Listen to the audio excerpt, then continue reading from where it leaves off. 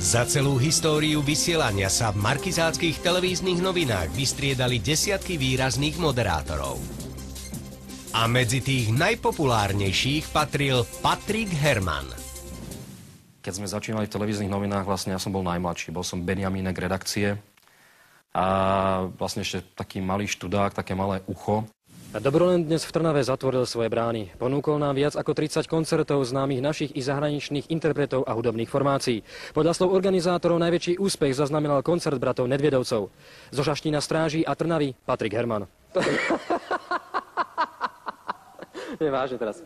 Všetko okolo mňa to už boli naozaj harcovníci, to už boli vydaté baby, ženatí chlapi a ja teda taký malý študáčik. A možno práve preto, že som bol najmladší a že som bol Benjamínek, tak mi prišla taká veľmi zvláštna problematika kriminality. Mafia, podsvetie, policajti, hasiči, záchranári. Lebo tak koho iného poslať na výrobu, na nakrúcanie, ja neviem, v piatok o 2:00 v noci? No tak slobodného, bezdetného, toho najmladšieho. Tak som išiel ja. To vám bol ľudia zase prípad pre správy stvorený. To vám bol ľudia zase prípad, letím jak strelený. Nie, nedám si ho už letím vážený. Ja kameru mám stále a občas ňou spím. Z očí má ozaj šance malé, už neviem čo s tým. Nie, z kriminálkou sa jedného dňa ožení. Čo na túto Patrikovú kriminalistickú teóriu hovorí jeho kolegyňa Danica Klajnová? Každý redaktor je svojím spôsobom tak trochu taký malý vyšetrovateľ a policajt, pretože aj my, či už ekonom, politický redaktor, alebo každý redaktor, keď ide za nejakou investigatívnou témou a chce niečo urobiť, spracovať reportáž, tak musí pátrať. A ja si myslím, že možno veľa redaktorov by sa aj v policajnom zbore veľmi dobre uplatnilo. Vek 4 zadržaných je od 19 do 25 rokov. K ním Národná protidrogová jednotka zaistila aj 7 banskobystrických narkomanov k svedeckej výpovedi. Televízia Markíza, Danica Klajnová. Tie začiatky ale boli veľmi náročné, pretože bolo menej štábov, bolo menej redaktorov. Tie udalosti sme sa naozaj snažili pokryť maximum. Nakrúcali sme 2 až 3 reportáže denne. Každý redaktor. A to bolo naozaj, to bolo neuveriteľné nasadenie. Na Krajskom úrade vyšetrovania v Žiline nám potvrdili, že páchatelia ešte stále nie sú známi a zatiaľ úspešne unikajú. Do pátrania bola nasadená posilnená policajná technika a zložky vrátane vrtuľníka ministerstva aj všetkých ostatných. Ja som mala veľký záujem robiť publicistiku a na konkurze pán Rusko ukázal na mňa, že som zaradená do spravodajstva. Ja som skoro odpadla, pretože som snáď vedela, ako sa volá premiér, ale tí ďalší, to bola veľká záhada. 100 slovenských detí so zdravotnými problémami sa stali rukojemníkmi nevyrovnaných finančných pohľadávok medzi gréckou agentúrou a majiteľkou tejto nitrianskej cestovnej kancelárie. Majiteľku cestovnej kancelárie sa nám nepodarilo zastihnúť ani v cestovnej kancelárii, ani u nej doma. Toľko Eva Černá. Ja som si hovoril, že som vydržal pomerne dlho v tom spravodajstve, 4 roky. Lenže to boli 4 roky v podstate života len pre tú prácu, bez akéhokoľvek súkromia, bez akéhokoľvek oddychu. To boli 4 roky non-stop nasadenia na mobilnom telefóne. Deň, noc, sviatok, piatok. Ja dokonca, keď som konečne zavolal svoju vlastnú rodinu, že príďte do Bratislavy za mnou, lebo som ich celý rok nevidel, tak sme si konečne sadli do reštaurácie a v zápätí mi zazvonil telefón, že prestrelka pred Irish pubom, no tak som sa zdvihol dokonca s celou svojou rodinou a celú svoju rodinu som zobral na nakrúcanie.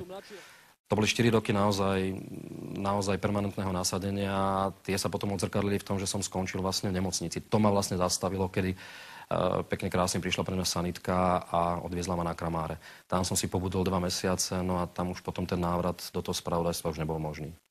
Transplantácia sa podarila. Pre tohto pacienta znamená nový život. Z Dererovej nemocnice Eva Černá. V spravodajstve som bola 2,5 alebo 3 roky.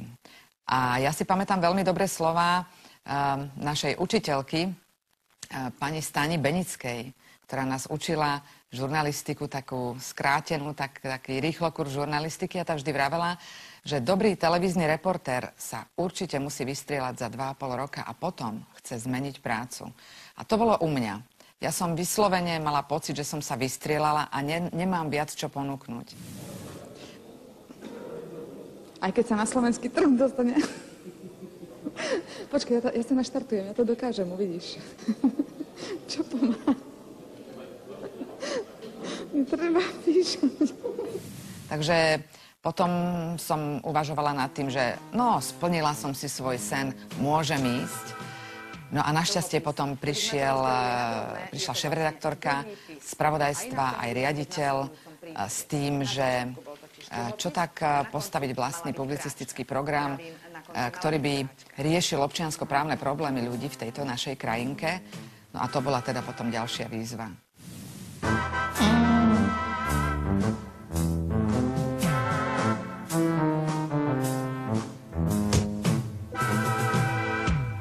Napríklad v bytovej otázke. Nie každý si totiž mohol odkúpiť... Pomaly ďalej zajdeš.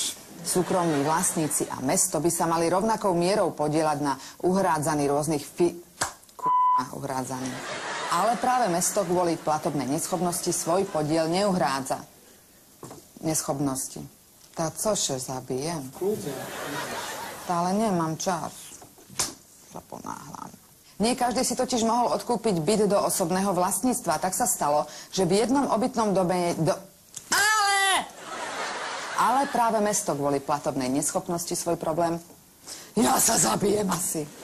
Ja neviem. Ale práve mesto kvôli platobnej neschopnosti... 3 slová pred koncom. Aj dnes poputuje 2000 korún. Komu si a ten kto si je pani... Idem ešte raz. Som dlho hľadala. A sme v rubrike Lebo medveď. Toto je taký pekný medveď, ale aj dnes poputuje 2000 korún. Je to celkom pekný darček, avšak domov sa už nedostal...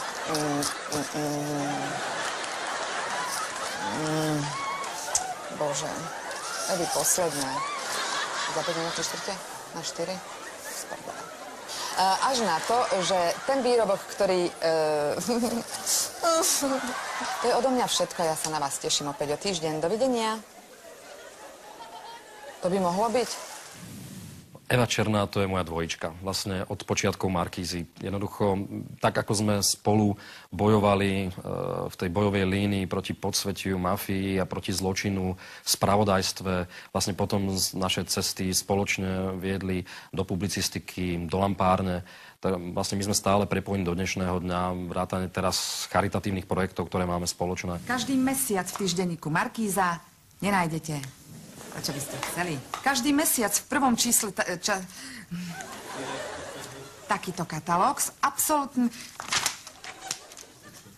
Bože. Bože. Katalóg plný...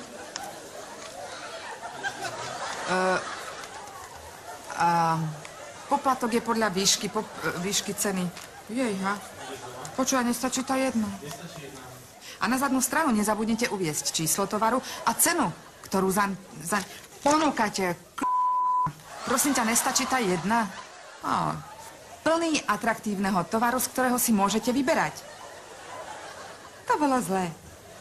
Ale aspoň je to celé.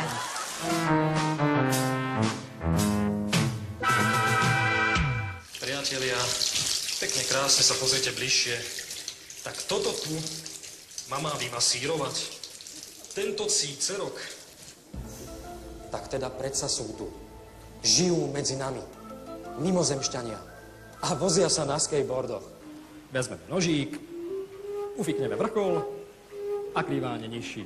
Táto veselá dopravná značka je síce umiestnená podľa predpisov, ale vzhľadom na to susedstvo cintorína skutočne vyznieva tak trošku tragikomicky. Priatelia, ja viem, ale ja za to nemôžem. To všetko má na svedomí nová vyhláška Ministerstva životného prostredia. Ani vy by ste už na budúce nemali ísť do hotela. S vami ostatnými sa lúčim. Dovidenia v lampárni, opäť o týždeň. Nastúpiť po Eve Černej, to bol obrovský risk. Ja som vtedy mal fungujúcu reláciu. Ja som vtedy bol moderátorom a tvorcom a tvárou Krimi.sk, kriminálnej relácie, ktorá mala vysokú sledovanosť, bola vynikajúca, bola super. A teraz zrazu som mal počas tejto istoty riskovať svoj prechod do lampárne. Ale zrejme práve to, že ľudia nás vždy vnímali s Evou Černou, že sme také dvojičky, tak to zobrali ako nejaké také prirodzené pokračovanie. Jednoducho im sa to páčilo. Jednoducho vzali to. A tá lampárna, ako vidíte, už dnes má 12 rokov a funguje a stále má vysokú sledovanosť vďaka tým divákom.